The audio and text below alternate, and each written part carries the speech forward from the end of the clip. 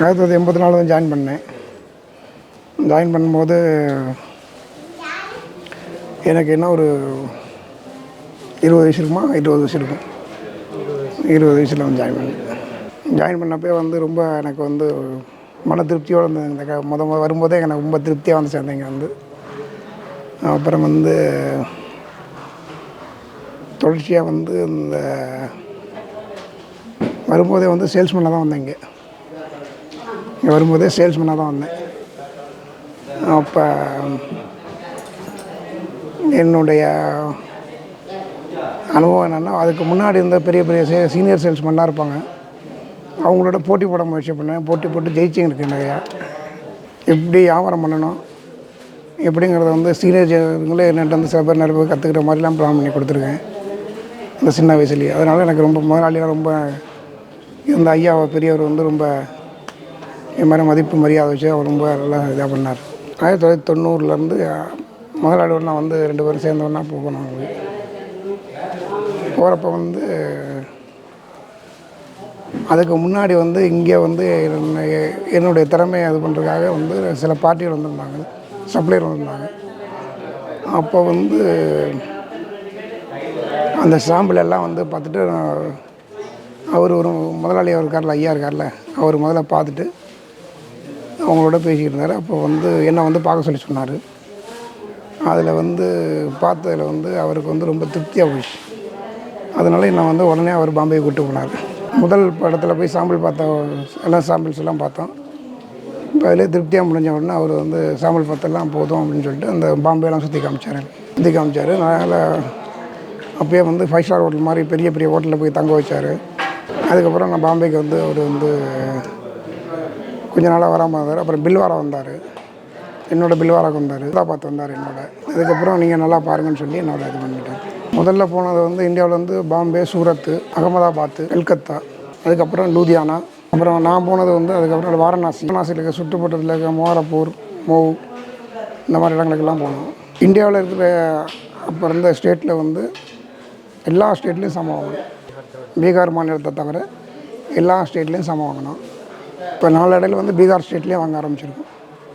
அது வந்து 92 நாங்கள் வந்து நேரடி கொள்முதல் அப்படிங்கிறது தான் ஒரு மனசில் இதாக வந்து மில்லில் தான் சாமான் வாங்கணும். ஹோல்சேல் இந்த பக்கம் வாங்கி நம்ம வந்து ஜனங்களுக்கு கொடுக்க முடியாது. நம்ம மில்லில் வாங்கி கொடுத்தா தான் விலையும் ரொம்ப மலிவாகவும் எல்லாம் நல்ல சரக்கில் வாங்கி கொடுக்க முடியுங்கிற ஒரு சூழ்நிலை வந்ததுக்கப்புறம் நாங்கள் வந்து அதை வந்து ஏற்பாடு பண்ணி எல்லாம் செய்ய ஆரம்பித்தோம். இந்த ஐயா வந்து எப்படின்னா இப்போ வந்து உட்காந்து சாம்பிள் பார்க்க மாட்டார்.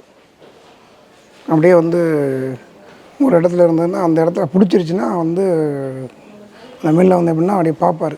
எது வேண்டாங்கோ மட்டும் அடிச்சுட்டு மீதியெல்லாம் வந்து இது பண்ணுவார். அன்றைய காலகட்டத்தில் அது அந்த மாதிரி இருந்தது. அது அவருடைய கைராசின்னு கூட சொல்லலாம். ஒரு இடத்துக்கு போனார்னா அவர் வந்து அதை வந்து நல்லா ஒரு இதாக பண்ணுவார். உட்காந்து சாம்பிள் பார்க்குறதுனா என்ன புரியுது? நம்ம உட்காந்த மாதிரி சாம்பிள் பார்க்குறது வந்து ரொம்ப கம்மியாக வரும். இந்த இதில் பார்த்தா டக்குன்னு எடுப்பார், போவார், பிடிப்பார், பிடிச்சிடுவார். ஆனால் அதை பிரமாதமாக செலக்ட் பண்ணுவார். அவ்வளோ ஒரு இதாக இருப்பார். அனுபவத்தில் தான் முதல்ல ஸ்டார்டிங்கில் சொன்ன மாதிரி முதல்ல இங்கே சாம்பிள் பார்த்தேன்ல பார்த்தீங்களா, அதுலேயே வந்து நான் வந்து என்னுடைய ஒரு விமல்னு ஒரு மில்காரை கொண்டாந்தார், சாம்பிள் கொண்டாந்தாங்க. அதில் வந்து சாம்பிள் எல்லாம் நான் பார்த்து முடித்ததுக்கப்புறம் வந்து அதில் வந்து அவங்க சொந்த தயாரிப்புன்னு ஒன்று இருக்கும், வெளில வாங்கி கொடுக்குறதுன்னு ஒன்று இருக்கும். நான் அந்த சொந்த தயாரிப்பை மட்டும் தனியாக எடுத்து வச்சேன். அதில் தான் வந்து முதலாளிகிட்ட வந்து ரொம்ப ஒரு செல்ல பேராக வாங்கினேன். அதாவது வந்து ஐயா பேரில் வந்து நிவாடா அப்படின்னு சொல்லி ஒரு மில்க் ஷேட்டிங் வாங்கிட்டு வந்து கொடுத்தாரு.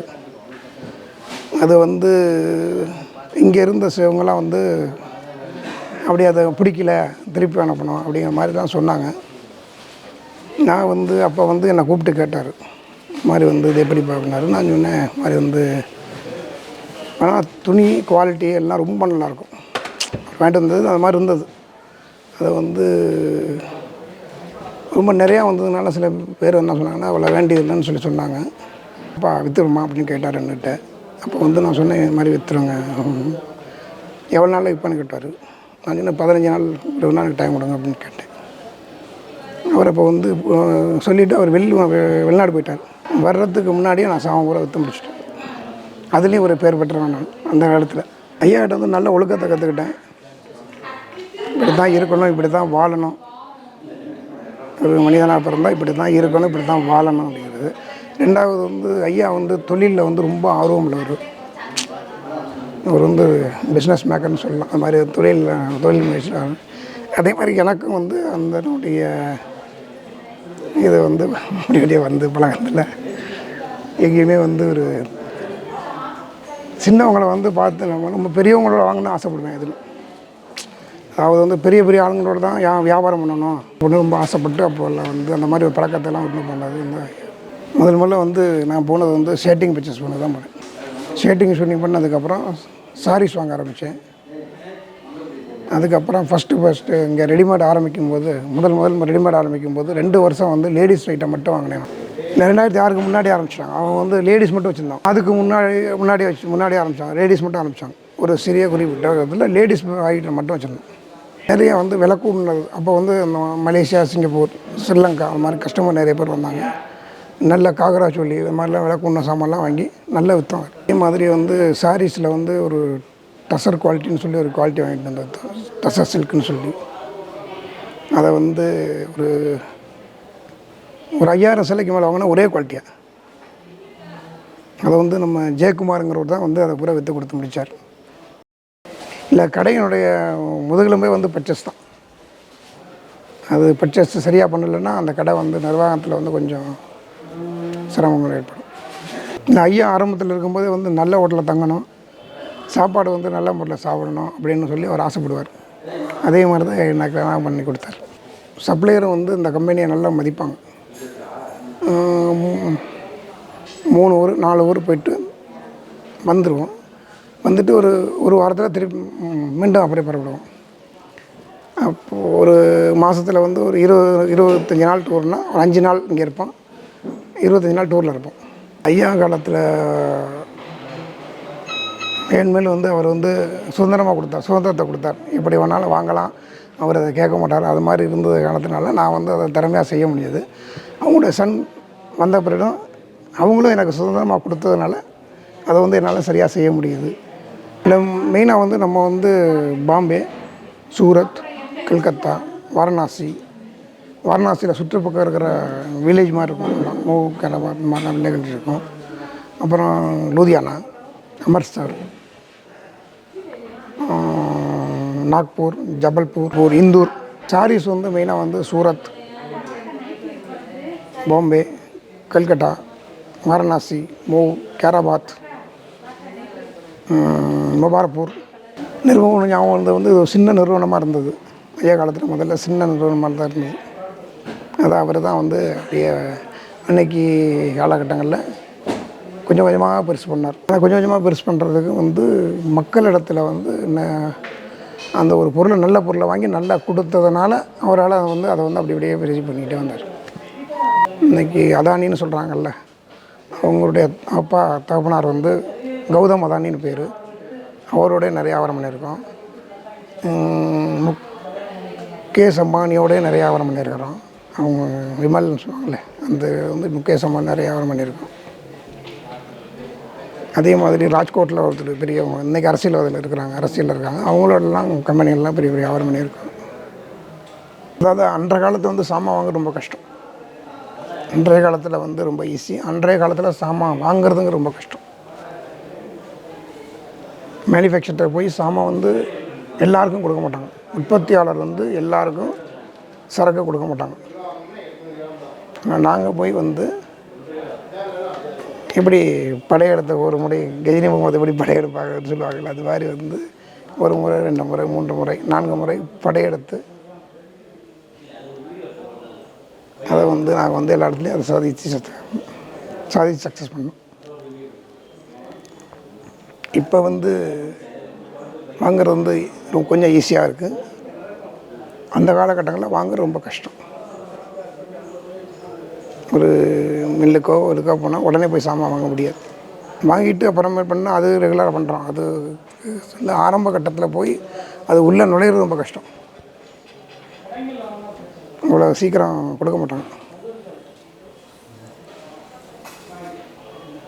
அதே மாதிரி 85 இருந்து 2006 வரைக்கும் அது மாதிரி தான் சூழ்நிலை இருக்குது. யாரும் அவ்வளோ சீக்கிரம் எங்கேயுமே பொருள் வாங்க முடியாது. பெரிய இடத்துல போய் பெரிய ஒரு கம்பெனி மில்லியே போய் ஒரு எல்லாராலையும் பொருள் வாங்க முடியாது. அதை நான் கஷ்டப்பட்டு கொஞ்சம் கொஞ்சமாக ஐயா முயற்சியில் அது உள்ளே போய் போய் போய் அப்படியே வாங்கணும்.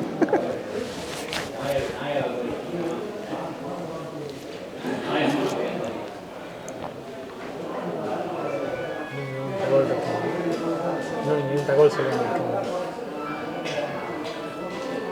இல்லை எல்லாருமே வந்து திறமையாக வரலாம். அதுக்கு வந்து என்னன்னா வந்து உங்களுக்கு வந்து முதல்ல வந்து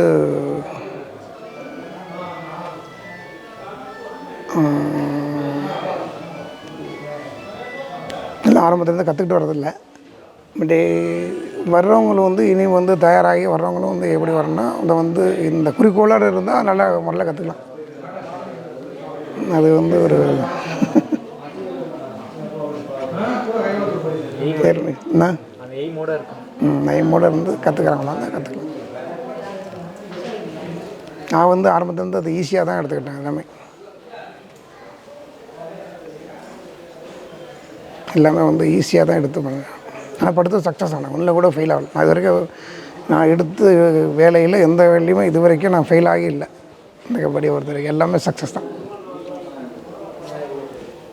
பச்சை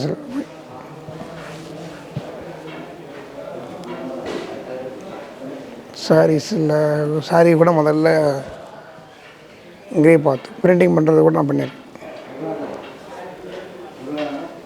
இதே போட்டால் இப்படி பிரிண்டிங்னால் இப்படி வரும், இந்த மாதிரிலாம் கூட பண்ணி கொடுக்குறது. அதனால் எனக்கு வந்து சப்ளையர்லாம் ரொம்ப வந்து இந்த விலையை குறைச்சி கொடுக்குறதுக்கோ இல்லை வந்து நம்ம என்ன சொன்னாலும் கேட்குறதுக்கு அவங்க இருக்கிறது காரணம் வந்து அந்த ஒரு பாயிண்ட்டும் கூட.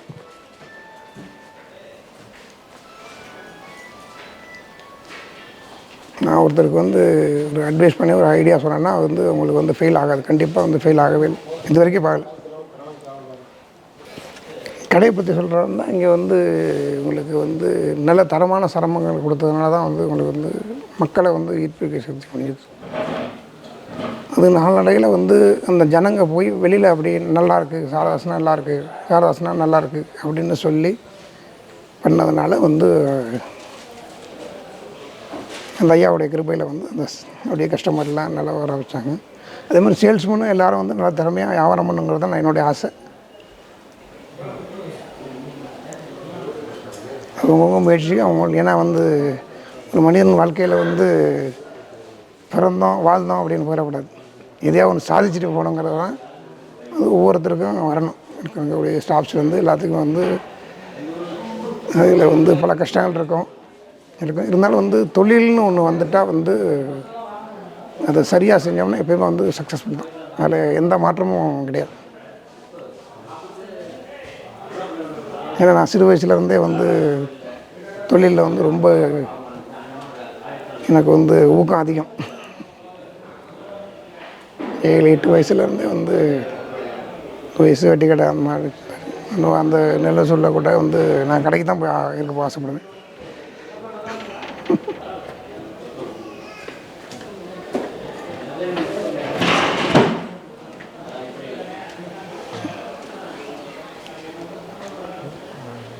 ஐயாவோட ஆசை ஏதாவது சொல்லியிருக்காங்க? ஐயாவோட ஆசை இப்படி பண்ணணும். ஐயா வந்து ஹாங்காங் அங்கெல்லாம் இப்போ பண்ணணும்னு ஆசைப்பட்டார். யாரும் சொன்னதே இல்லை. அவர் வந்து காலத்தில் வந்து நம்ம வந்து எப்படி இங்கே இந்தியாவில் வச்சுருந்தோமோ அது மாதிரி ஹாங்காங்கெல்லாம் போய் இந்த மாதிரி பண்ணணுங்கிற ஆசைப்பட்டார். இங்கே நம்ம தொழில் இதெல்லாம் வந்து பெருசாகிறதுனால அதில் வந்து அப்படியே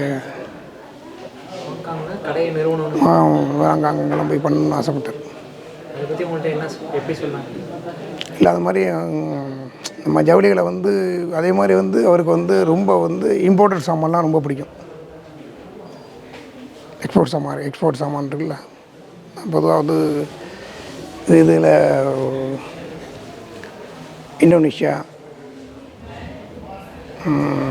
ஜப்பான் சாமான்லாம் ரொம்ப ரசித்து பார்ப்பார். அதாவது வந்து ஒரு பொருளை வந்து அப்படியே ரசித்து பார்க்கக்கூடிய ஒரு இது. ஒருத்தர் வந்து நல்ல ஒரு வியூவர் வந்து ஒரு நல்ல பொருளாக தயார் பண்ணாக்க அதை உடனே வாங்கி ரசிப்பார். அன்றைக்கி உள்ள காலகட்டங்களும் அப்படி தான் ரொம்ப இருந்தது. அன்றைக்கி ஒரு பொருளை வந்து யாராக இருந்தாலும் உடனே செய்ய முடியாது. இன்றைக்கி செய்கிற மாதிரி அன்றைக்கி செய்ய முடியாது. அதே மாதிரி வந்து ஒரு உற்பத்தி பண்ணுறதுங்கிறது அவ்வளோ ஈஸியும் அல்ல. இன்றைக்கி இருக்கிற விஞ்ஞான நவீனத்துடைய மிஷின் விஷயம் அன்றைக்கி இருந்த இதுக்கும் அன்றைக்கி வந்து ஒரு பொருளை வந்து தயார் பண்ணுறது அவ்வளோ ஈஸியாக இல்லை. பொருளை வந்து அவ்வளோ ஈஸியாக இல்லை. ஒரு சாமான் தயார் பண்ணி வெளியில் வரணும்னா குறைஞ்சது 60 நாள்லேருந்து 120 நாள் வரைக்கும் ஆகும். ஒரு நூலை எடுத்து அதை வந்து ஒரு தயாரித்து அதை பொருளாக கொண்டாடுறதுக்கு 120 நாள் ஆகும். ஆனால் இன்றைக்கி வந்து 25 நாளில் அதை செஞ்சு முடிக்கிறக்கூடிய இது நவீன டெக்னாலஜிகள் வந்துருச்சு. அன்றைக்கெலாம் வந்து ஹோல்சேல்ஸ் வந்து நிறைய பேர் வந்து ஹோல்சேல்ஸ் வந்து நிறையா இன்றைக்கி ரீட்டைல் சாமான் வாங்குகிற எல்லா கடைக்காரங்களும் மொத்தமாக போய் ஹோல்சேலில் போய் தான் வாங்கணும். ரீட்டைலில் மில்லில் போய் வாங்க முடியாது. ஏன்னா வந்து சென்னையில் 4 டீலர் இருந்தால் பெங்களூர் 2 டீலர் இருப்பாங்க.